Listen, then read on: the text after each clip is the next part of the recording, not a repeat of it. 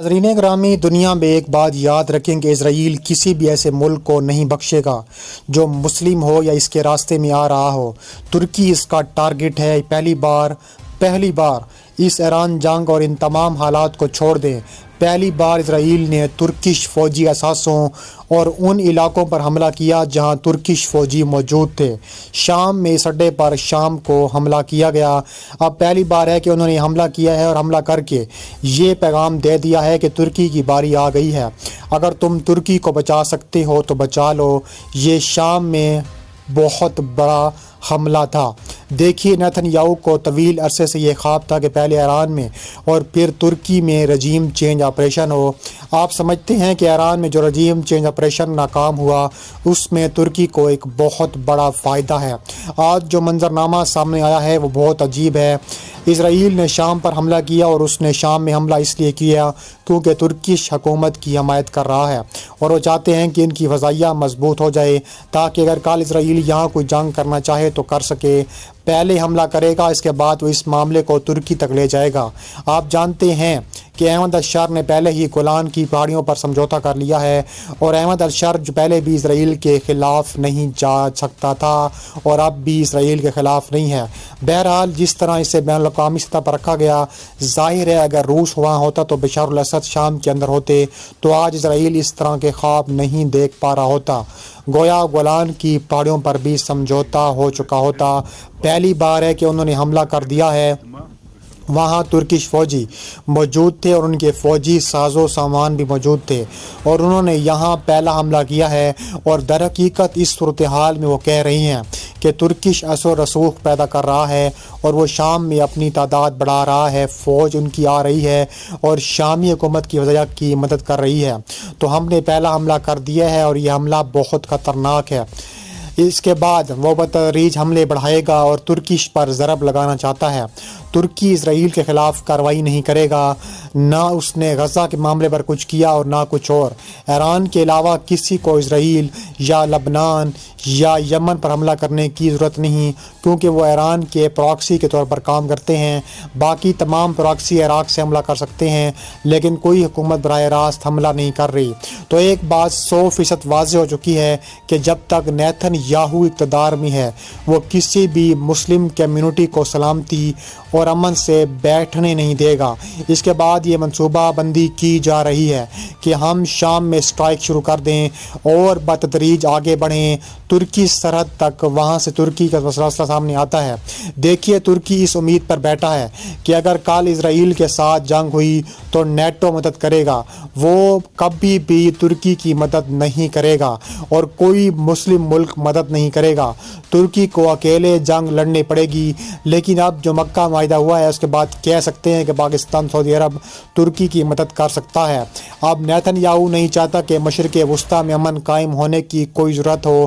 جیسے ہی امن قائم ہوگا اس کے خلاف کیسز درج ہو جائیں گے اور آپ جانتے ہیں کہ نیتن یاہو کا مطلب یہ انتخابات ہونے والے ہیں اور وہ چاہتا ہے یا تو میں جیت جاؤں تو ٹھیک ہے، اگر میں ہار جاؤں تو اپوزیشن بھی اکثریت حاصل نہیں کر سکے گی اور پھر نیا الیکشن ہوگا، پھر 3 ماہ حکومت کرے گی اور اب تک میں وزیر اعظم رہوں گا۔ تو اس صورتحال میں وہ جنگ جاری رکھنا چاہتا ہے ورنہ اسے عدالت میں بلایا جائے گا۔ اور آپ جانتے ہیں کہ ٹرمپ نے بھی صدر سے معافی مانگنے کو کہا تھا۔ احمد الشر اسرائیل کی طرف زیادہ مائل ہے۔ اس نے کچھ عرصے پہلے بھی کہا تھا کہ وہ شام اور اسرائیل کے درمیان امن معاہدہ چاہتا ہے اور اگر ایسا ہوا تو شام میں ترکی کے اختیارات محدود ہو جائیں گے۔ ترکی کی گنجائش شام میں ہے۔ اگر شامی حکومت ترکی کے پسندیدہ ہو تو کرد باغوں کو کنٹرول کیا جا سکتا ہے، جبکہ اسرائیل ایسی حکومت چاہتا ہے جو کرد باغوں کی حمایت کرے اور ان کے ذریعے ترکی کو کمزور کیا جائے۔ یہ اس کا منصوبہ ہے اور اسے یہی کرنا چاہیے۔ جس دن شام میں اسرائیل اثر و رسوخ بڑھیں گے ترکی میں معاملات بگڑنا شروع ہو جائیں گے۔ آپ اسے ذہن میں رکھیں۔ اب وہ کام شروع ہو چکا ہے۔ اب ہم منصوبہ بندی کر رہے ہیں کہ شام میں اسٹرائک شروع کر دیں اور اسے ترکی کے سرحدی علاقوں تک لے جائیں اور وہاں سے کرد ترکی کے داخل ہو کر آپریشن شروع کریں اور ترک حکومت پر دباؤ ڈالیں اور افغان کمزور ہو جائیں گے۔ وہ منصوبہ بندی کر رہے ہیں کہ جو رجیم چینج آپریشن ایران نے نہیں ہوا کم از کم ترکی میں ضرور کریں اور اب وہ طویل عرصے سے سے ترکی پر نظر رکھے ہوئے ہیں۔ اب اسرائیل نے حملہ کر دیا ہے، دیکھنا یہ ہے کہ ترکی اس کا کیا جواب دیتا ہے۔ ابھی تک یہ صرف مذاق تھا، تو اسرائیل نے پانی جانچنے کی یہ کوشش کی ہے کہ ترکی کا رد عمل کیا ہے۔ اگر صرف ذلت کا معاملہ ہے تو وہ سمجھ جائیں گے کہ ٹھیک ہے، کیونکہ دیکھیے کس کے اثاثے تھے، چاہے دفاعی نظام ہوں، چیزیں ہوں یا ان کی فضائیہ بنانے والی فوج، وہ کیا تھے۔ آپ کو یاد ہوگا کہ اسرائیل نے بشار الاسد کی حکومت ختم کر دی، تمام بحری جہاز تباہ کر دیے تاکہ وہ کوئی کارروائی نہ کر سکیں۔ وہ ہمیشہ مسلمانوں سے ڈرتا ہے۔ ایران سے اس کا خوف کیا ہے؟ وہ میزائل جو اسرائیل کو چیر سکتے ہیں۔ آپ بتائیں کہ ایسے میزائلوں کے ساتھ اسرائیل کب تک امن میں رہے گا؟ تو اب ترکی دیکھ رہا ہے کہ اس کے منسوخی کارروائی کا کیا نتیجہ نکلتا ہے۔ اگر ترکی مضبوط جواب نہیں دیتا تو اسرائیل اس جگہ پر حملہ کرے گا جہاں ترکش فوجی بڑی تعداد میں موجود ہیں اور انہیں مارا جا سکتا ہے۔ ابھی تک رپورٹس جو سامنے آ رہی ہیں وہ ترک فوجی نہیں مارے گئے، لیکن اس کے اثاثے تباہ ہو چکے ہیں، ان پر حملہ کیا گیا ہے، اور پیغام یہ ہے کہ وہ اردگان کی طرف بھی حملہ کرنے والے ہیں۔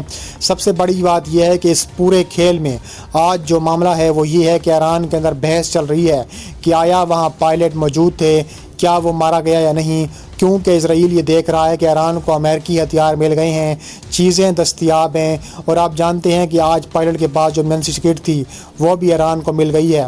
اس وقت یہاں سب سے بڑا مسئلہ یہ ہے کہ اس پورے کھیل میں اسرائیل کہاں کھڑا ہے، امریکہ کہاں کھڑا ہے۔ امریکہ کے لیے سب سے بڑا چیلنج یہی رہتا ہے کہ آپ سوچیں کہ آج ایران کے وزیر اعظم خارجہ نے کہا ہے کہ امریکہ ہماری شرائط پر بات چیت کی بھیک مانگ رہا ہے، ہمارے منتیں ترلے کر رہا ہے، کسی صورت امریکہ سے ہم اس طرح کے مذاکرات نہیں کریں گے۔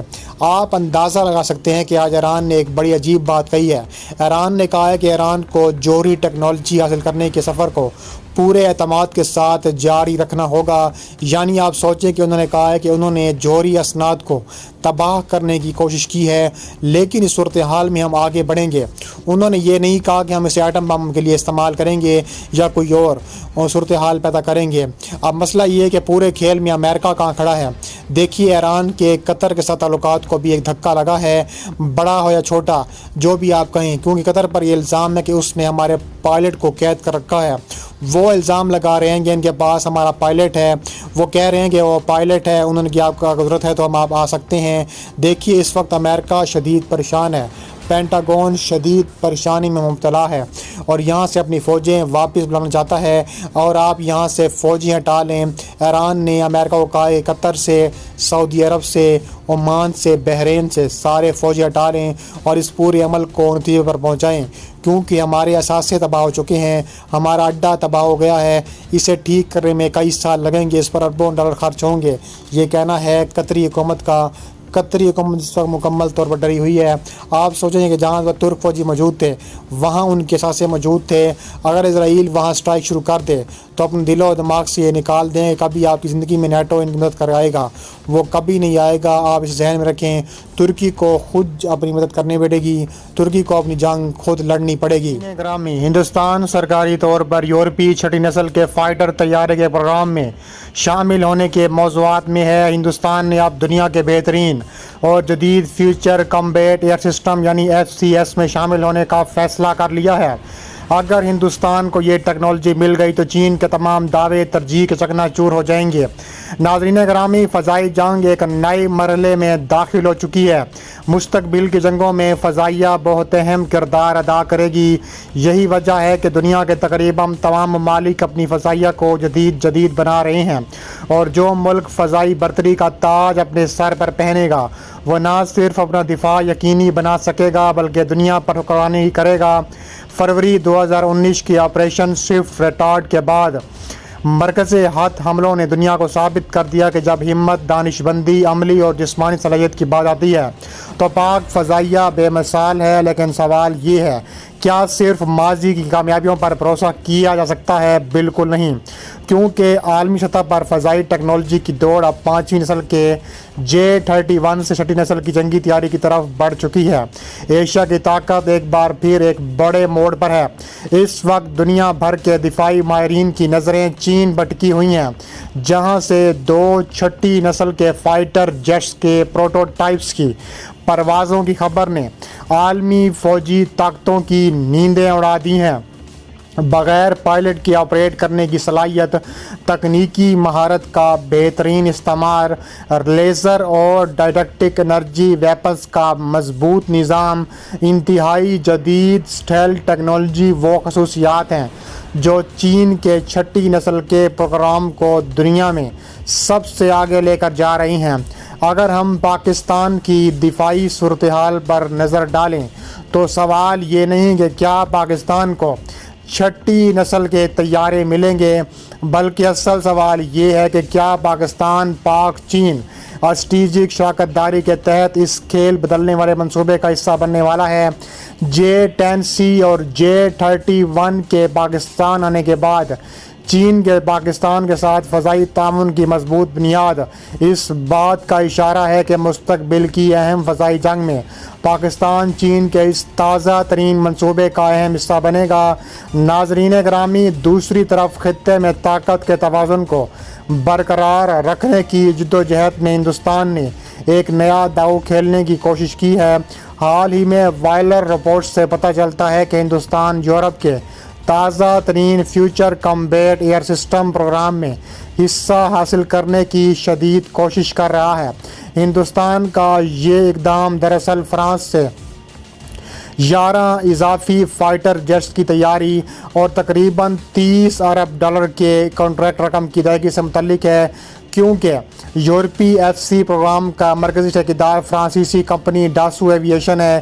اس لیے نئی دہلی روایتی بنیاد سوچ کے مطابق فرانس پر دباؤ ڈال کر ایک ٹکٹ میں 2 گنا لطف اٹھانا چاہتی ہے، تاکہ وہ نہ صرف فرانس سے ٹیکنالوجی ٹرانسفر اور ڈیزائننگ کے عمل میں قدم رکھ سکے، بلکہ $ملین کا سوال یہ ہے کہ کیا صرف اربوں ڈالر پھینکنے سے ہندوستان یورپی چھٹی نسل کی ٹیکنالوجی کا لیڈر بن جائے گا؟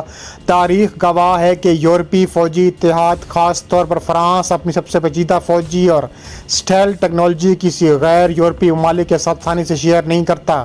اس کے برعکس پاکستان اور چین کے درمیان تکنیکی تبادلے اور باہمی پیداوار کی ایک ٹھوس اور قائم شدہ تاریخ موجود ہے، جسے JF-17 تھنڈر کامیاب منصوبہ قرار دیا جاتا ہے۔ اگر ہندوستان اربوں ڈالر ادا کر کے فرانسیسی فوجی صنعت کا صرف گاہک بن کر رہ جائے تو پاکستان اپنی مضبوط اسٹریٹجک اتحاد کے ساتھ مستقبل کی ٹیکنالوجیز کے ساتھ قدم سے قدم ملا کر چلنے کی صلاحیت رکھتا ہے۔ اب ایشیا کے آسمانوں میں ایک نئی سائنسی اور دفاعی جنگ چھڑنے والی ہے۔ اس کا فیصلہ نہ صرف امیدواروں کی تعداد سے بلکہ چھٹی نسل کی اعلیٰ ٹیکنالوجی اور اسے تیزی سے نافذ کرنے کی صلاحیت سے طے ہوگا۔ ناظرین گرامی، اس وقت سب کی نظریں چین پر ٹکی ہوئی ہیں، پاکستان میں، کیونکہ چین نے حال ہی میں 2 چھٹی نسل کے فائٹر جیٹس کے پروٹوٹائپس ظاہر کر دیے ہیں۔ چینی سرکاری میڈیا کی جاری کردہ ویڈیو میں یہ فائٹر جیٹس پرواز کرتے نظر آئے۔ اس کے بعد سوشل میڈیا پر بحث زور پکڑ گئی کہ پاکستان مستقبل میں چین کے چھٹی نسل کی جنگی تیاریوں کے منصوبوں میں شامل ہوگا۔ اس وقت پاکستان کی طرف سے سرکاری سطح پر اس کی تصدیق یا تردید نہیں کی گئی، کیونکہ اس وقت پاکستان کی توجہ 5ویں نسل کی ٹیکنالوجی پر مرکوز ہے۔ جب آپ 5ویں نسل کی ٹیکنالوجیز پر کام کرتے ہیں تو ایک 5ویں نسل کا وار ہیڈ اس کی سروس میں شامل ہوگا۔ ہم PFX جیسی تیاریاں شروع کریں گے اور اس کے ترقیاتی مرحلے کو مکمل کریں گے، پھر آپ کے پاس ایک مکمل اور منطقی قدم ہوگا، جس کے بعد آپ چھٹی نسل کی جنگی تیاری کی طرف بڑھ سکتے ہیں، کیونکہ موجودہ مشاہدات کے مطابق چھٹی نسل کے فائٹر جیٹس کی تقریباً 80% ٹیکنالوجی 5ویں نسل کی جنگی تیاریوں سے لی گئی ہے۔ ممکن ہے کہ مستقبل میں کچھ تبدیلیاں آئیں، لیکن جب تک چھٹی نسل کی تیاری میں کچھ بنیادیں اور نئی صلاحیتیں شامل نہیں ہوتیں، تقریباً سب کچھ اسی بنیاد پر رہے گا۔ اس لیے اگر کوئی ملک چھٹی نسل کے فائٹر جیٹس پر کام کرنا چاہتا ہے یا فائٹر کی نئی نسل تیار کرنا چاہتا ہے تو اس کے لیے پہلے 5ویں نسل کی جنگی تیاری کے ساتھ مکمل سائیکل کو مکمل کرنا بہت ضروری ہے۔ ابتدائی مرحلے میں جنگی تیاری حاصل کرنا، جبکہ ساتھ ہی مقامی آپریشن پر کام رکھنا جاری ہے، یعنی کان کے بعد PFAX جیسی ٹیکنالوجی کی طرف بڑھنا۔ ان تیاریوں کے لیے پاکستان میں ٹیکنالوجیز کو بتدریج اپنانا ضروری ہے۔ دوستو، ہندوستان کا معاملہ کیا ہے؟ اس وقت ہندوستان FCS پروگرام میں شامل ہو چکا ہے، لیکن سب جانتے ہیں کہ اگلے 10 سال تک یہاں کوئی بڑی پیش رفت نہیں ہوگی۔ وہ مشکل سے 10 سال یعنی ایک دہائی میں اپنا AMC بھی تیار کر سکے گا، اور ان 10 سالوں کے دوران ہندوستان کو 5ویں نسل کی ٹیکنالوجیز کے معاملے میں جو کچھ کرنا ہے، اس کے بعد ہم 5ویں نسل کی ٹیکنالوجی پر کام کریں گے۔ اس لیے ہندوستان اس مرحلے پر پاکستان سے ابھی تک بہت پیچھے دکھائی دیتا ہے۔ جیسے ہی خبر آئی کہ Hindustan future combat system FC programme میں شامل ہو چکا ہے، اس کے ساتھ ہی بھارتی میڈیا بالکل پاگل ہو چکا ہے۔ کافی عرصے بعد بھارتی اینکرز کی زبانوں کے تالے کھل گئے، انہوں نے دوبارہ پاکستان کو دھمکیاں دینا اور طعنے دینا شروع کر دیے ہیں۔ اب ہندوستان 6ٹھی نسل کی تیاریوں پر کام کر رہا ہے۔ پاکستان خوش ہو جائے یا وہ مشکل میں ہے وغیرہ، لیکن تل کے دانوں میں تیل نہیں، اور یہ ہمارے آزمائے ہوئے ہیں، کیونکہ جب رافیل ہندوستان آیا تو رتنا سنگھ نے پوجا کرنے کے بعد بھارتی فضائیہ کے بیڑے میں شامل کرنے کا اعلان کیا، اور پھر آپریشن سندور میں پاک فضائیہ نے ان کا آپریشن تندور بنا دیا۔ ان کے شاہینوں نے ان کی تیاریوں پر کیا قامت ڈھائی۔ پوری دنیا نے دیکھا کہ بھارتی فوجی سربراہ نے خود اعتراف کیا کہ پاکستانی حملوں کے بعد بھارتی فضائیہ کا سامان 2 دن تک گراؤنڈڈ رہا۔ اس لیے ہندوستان کو سمجھنا چاہیے کہ جنگیں جدید ہتھیاروں اور دفاعی سامان سے نہیں، بلکہ جذبے اور عزت سے جیتی جاتی ہیں۔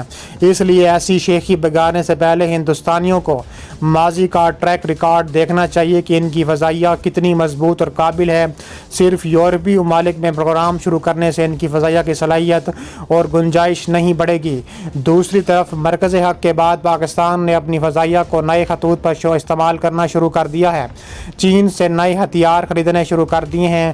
ناظرین، ایشیا کا دفاعی توازن میڈیا ہائپ یا خالی وعدوں کا معاملہ نہیں، بلکہ عملی دانشمندی اور ٹھوس اقدامات کا ہے۔ پاکستان ہر صورت تیار ہے بھارت کے مقابلہ کرنے کے لیے۔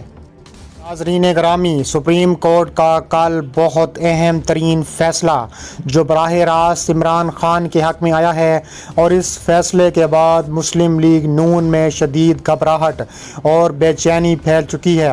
ناظرین گرامی، سپریم کورٹ نے عمران خان کے حق میں بڑا فیصلہ سنایا ہے، جس کے تحت ان کے طبی علاج اور دیگر بنیادی حقوق سے متعلق اہم ہدایات جاری کر دی گئی ہیں۔ عدالت نے حکومت کو عمران خان کو شفا ہسپتال منتقل کرنے اور میڈیکل بورڈ تشکیل دینے کا حکم دے دیا ہے۔ یہ فیصلہ آتے ہی نون لیگ کے حلقوں میں اضطراب واضح طور پر محسوس کیا جا رہا ہے۔ آئیے تفصیل سے جانتے ہیں، اس سے پہلے ویڈیو کو شروع سے لے کر اینڈ تک مکمل دیکھیے گا۔ سپریم کورٹ کے 3 رکنی بینچ نے واضح الفاظ میں کہا ہے کہ قید ہونے کے باوجود کسی شخص کا انسانی سلوک اور ضروری طبی سہولیات کا حق ختم نہیں ہوتا۔ عدالت نے حکومت کو عمران خان کا گرفتاری سے اب تک مکمل طبی ریکارڈ پیش کرنے کی ہدایات جاری کر دی ہیں۔ اس کے علاوہ میڈیکل بورڈ میں ماہرین شامل کرنے کا حکم صادر فرمایا گیا ہے۔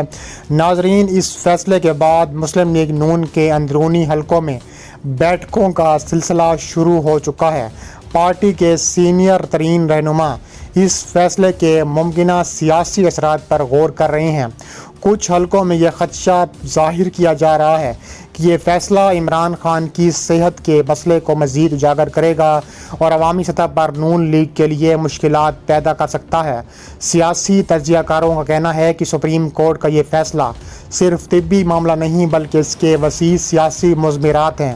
عمران خان کی صحت کا مسئلہ پہلے سے ہی متنازع بنا ہوا تھا، اور اب عدالتی مداخلت کے بعد نون لیگ کی حکومت کے لیے صورتحال مزید پیچیدہ ہو چکی ہے۔ ناظرین، مسلم لیگ نون کے کچھ رہنماؤں نے عدالتی فیصلے کا احترام کرنے کا اظہار کیا ہے، لیکن پارٹی کے اندرونی ذرائع کے مطابق قیادت اس بات پر پریشان ہے کہ یہ فیصلہ PTI کو ایک نئی سیاسی سرگرمی کا موقع دے سکتا ہے، خاص طور پر جب عمران خان کی صحت سے متعلق کوئی مثبت پیش رفت سامنے آئے تو اس کے سیاسی اثرات ہو سکتے ہیں۔ دوسری طرف پی ٹی آئی حلقوں میں اس فیصلے کو خوش آئند قرار دیا جا رہا ہے۔ پارٹی کارکنوں کا کہنا ہے کہ یہ انصاف کی طرف ایک اہم قدم ہے اور عمران خان کے بنیادی حقوق کا احترام کیا جا رہا ہے۔ ناظرین گرامی، اب سوال یہ ہے کہ اس فیصلے کے بعد سیاسی صورتحال کس طرف جاتی ہے؟ کیا نون لیگ اس فیصلے کو مکمل طور پر نافذ کرے گی یا مزید قانونی لڑائی شروع کرے گی؟ کیا عمران خان کی صحت کی صورتحال میں بہتری آئے گی اور اس کے سیاسی اثرات کیا ہوں گے؟ یہ تمام سوالات اس وقت سیاسی حلقوں میں زیر بحث ہیں۔ ایک بات واضح ہے کہ سپریم کورٹ کا یہ فیصلہ موجودہ سیاسی توازن کو متاثر کر سکتا ہے اور نون لیگ کے لیے ایک نئے چیلنجز پیدا کر سکتا ہے۔ اگر فیصلے کے قانونی پہلوؤں کو دیکھا جائے تو اس میں سپریم کورٹ نے واضح کر دیا ہے کہ قید ہونے کے باوجود کسی بھی شخص کا انسانی سلوک اور طبی سہولیات کا ختم نہیں ہوتا۔ یہ آئین کے آرٹیکل 9 اور آرٹیکل 14 کے تحت آتا ہے۔ عدالت نے حکومت کو حکم دیا ہے کہ عمران خان کو 2 دن تک شفا انٹرنیشنل ہسپتال منتقل کیا جائے۔ ان کے طبی معائنے اور علاج کے لیے ماہرین پر مشتمل میڈیکل بورڈ تشکیل دیا جائے۔ بورڈ میں physician, general surgeon, internal medicine کے ماہر اور آنکھوں کے ماہر اور کارڈیالوجسٹ شامل ہوں۔ یہ حکم اس اصول پر مبنی ہے کہ قیدی کو مناسب طبی علاج فراہم کرنا ریاست کی ذمہ داری ہے۔ عدالت نے حکومت کو حکم صادر فرمایا ہے کہ عمران خان کی گرفتاری سے اب تک کا مکمل طبی ریکارڈ عدالت میں پیش کیا جائے۔ یہ شفافیت اور احتساب کے اصول کے تحت ہے۔ عدالت نے تحریک انصاف کو اسپتال کے باہر کسی قسم کے جلوس یا احتجاج کی اجازت نہیں دی۔ یہ عوامی امن اور اسپتال کے ماحول کو برقرار رکھنے کے لیے تھا۔ یہ فیصلہ سپریم کورٹ کے 3 رکنی بینچ جسٹس شاہد وحید، جسٹس نعیم اختر افغان اور جسٹس اشتیاق ابراہیم نے سنایا۔ یہ ایک عارضی عبوری نوعیت کا حکم ہے جو طبی حالات کی بنیاد پر دیا گیا ہے، نہ کسی کیس کے فیصلے پر دیا گیا ہے۔ اگر تفصیلی وضاحت کی بات کی جائے تو بنیادی حق کے مطابق آرٹیکل جو 9 ہے اس میں ہر شہری اور غیر شہری بھی کو 2 بنیادی حقوق فراہم کرتا ہے، یعنی کہ زندگی جینے کا حق اور آزادی کا حق۔ ان حقوق سے صرف قوانین کے مطابق محروم کیا جا سکتا ہے۔ زندگی کا حق یہ ہے کہ سپریم کورٹ نے متعدد فیصلوں میں اس کی وسیع تشریح کی ہے کہ صرف جسمانی زندہ رہنا نہیں، عزت کے ساتھ زندگی گزارنے کا حق، صحت مند ماحول اور مناسب طبی علاج بنیادی انسانی ضروریات۔ یہی وجہ ہے کہ عدالتوں نے قیدیوں کے طبی علاج کے حق کو بھی آرٹیکل 9 کے تحت تسلیم کیا ہے۔ آزادی کا حق کیا ہے کہ جسمانی آزادی، گرفتاری یا قید نہ ہو۔ نقل و حرکت کی آزادی، کسی بھی شخص کو بغیر قانونی طریقہ کار کے گرفتار یا قید نہیں رکھا جا سکتا۔ قانون کے مطابق کا مطلب یہ ہے کہ ریاست کو کسی کی زندگی یا آزادی سے محروم نہیں کر سکتی۔ قانون موجود ہونا چاہیے، قانون آئین کے مطابق ہونا چاہیے، قانونی طریقہ کار ڈیول پروسیس اپنایا جائے۔ سپریم کورٹ نے مختلف کیسز میں کہا ہے کہ قیدی کو مناسب طبی سہولیات نہ دینا آرٹیکل 9 کی خلاف ورزی ہو سکتی ہے۔ پولیس کی طرف سے غیر قانونی تشدد یا حراست آرٹیکل 9 کے خلاف ہے اور ماحولیاتی آلودگی جو زندگی کو خطرے میں ڈالے وہ آرٹیکل 9 کے دائرے میں آتی ہے۔ اس کے علاوہ اس وقت حکومت مکمل طور پر بکھرائی ہوئی ہے۔ حکومت نے بانی پی ٹی آئی کی عمران خان کا علاج نجی اسپتال سے کرانے کے حکم پر سپریم کورٹ میں نظر ثانی درخواست دائر کرنے کا فیصلہ کر لیا ہے تاکہ بانی پی ٹی آئی کا کسی سرکاری اسپتال طبی معائنہ کرایا جائے۔ وفاقی وزیر قانون اعظم نظیم تارڑ نے بانی پی ٹی آئی کیس کے حوالے سے عدالتی سماعت پر گفتگو کرتے ہوئے کہا ہے کہ بانی پی ٹی آئی کی اسپتال منتقلی سے متعلق حکم کا جائزہ لیا گیا۔ عدالتی حکم کے کچھ نکات کا تعلق جیل اتھارٹی اور اسلام آباد انتظامیہ سے متعلق ہے۔ جیل اتھارٹی اور اسلام آباد انتظامیہ سے متعلق نکات پر مشاورت ہوئی، قانون کا جائزہ لیا گیا۔ وزیر قانون کے مطابق اتھارٹیز کی تجویز ہے کہ نظر ثانی کے ذریعے اس حکم کی مناسب موڈیفیکیشن کی درخواست کی جائے تاکہ بانی پی ٹی آئی کا کسی سرکاری اسپتال سے طبی معائنہ کرایا جائے۔ عدالت کے احکامات کے مطابق کسی بھی ادارے کے طبی ماہرین کو شامل کیا جا سکتا ہے۔ وزیر قانون کا کہنا تھا کہ بنیادی بات یہ ہے کہ کسی قیدی کو نجی اسپتال لے جایا جاتا ہے تو جیلوں میں ہزاروں قیدی ہیں۔ قانون کے مطابق بورڈ یہ فیصلہ کرے گا کہ جیل میں علاج ہوگا یا باہر اسپتال لے جایا جائے گا۔ بورڈ علاج کے لیے جیل سے باہر منتقل کرے تو سرکاری اسپتال میں لے جایا جائے، نہ کہ کسی دوسرے اسپتال میں لے جایا جائے۔ ان کا کہنا تھا کہ جب تک شہادت نہ مل جائے سرکاری اسپتال مطلوبہ علاج سے قاصر ہیں تو ایسے انتظامات نہیں ہوتے، اس وجہ سے کئی پیچیدگیاں پیدا ہوں گی۔ آیا کیا یہ حکم تمام جیلوں کے قیدیوں کے لیے ہوگا یا نہیں؟ لیگل ٹیم نے مشاورت کی ہے اور ابہام کو دور کرنے کے لیے یہ فیصلہ کیا جا رہا ہے۔ اس کے علاوہ پی ٹی آئی کا جو جشن ہے اس شدید خواہش کی عکاسی کرتا ہے کس طرح اس کے نااہل قائد کو جیل سے نکالا جائے۔ خواجہ آصف کا بیان سامنے آ چکا ہے۔ وزیر دفاع خواجہ آصف نے کہا ہے کہ عمران خان کو اسپتال منتقل کرنے سے متعلق سپریم کورٹ کے فیصلے پر رد عمل دیتے ہوئے کہا ہے کہ پی ٹی آئی کا جشن اس شدید خواہش کی عکاسی کرتا ہے کہ کسی طرح ان کے نااہل قائد کو جیل سے نکالا جائے۔ وزیر دفاع خواجہ آصف نے ایکس پر بیان جاری کرتے ہوئے کہا ہے کہ تحریک انصاف کے اپنے قائد کے لیے NRO حاصل کرنے کی خواہش آئے نئی بلندیوں کو چھو رہی ہے۔ انہوں نے کہا ہے کہ تحریک انصاف کا جشن اس شدید خواہش کی عکاسی کرتا ہے کہ کس طرح اس کے نااہل قائد کو جیل سے نکالا جائے۔ خواجہ آصف نے کہا ہے کہ بانی پی ٹی آئی ماضی میں دوسرے سیاستدانوں کی جیل میں زندگی مزید سخت بنانے کے مطالبات کیا کرتے تھے۔ ستم ظریفی کا شاید ان سے بڑا یو ٹرن ممکن نہیں کہ جس شخص کو ایک ناقابل شکست اور خود ساختہ مردان کے طور پر پیش کیا گیا، آج اس شخص کی پوری جماعت اس جیل اسپتال میں کرنے کے لیے فریاد کرتی نظر آ رہی ہے۔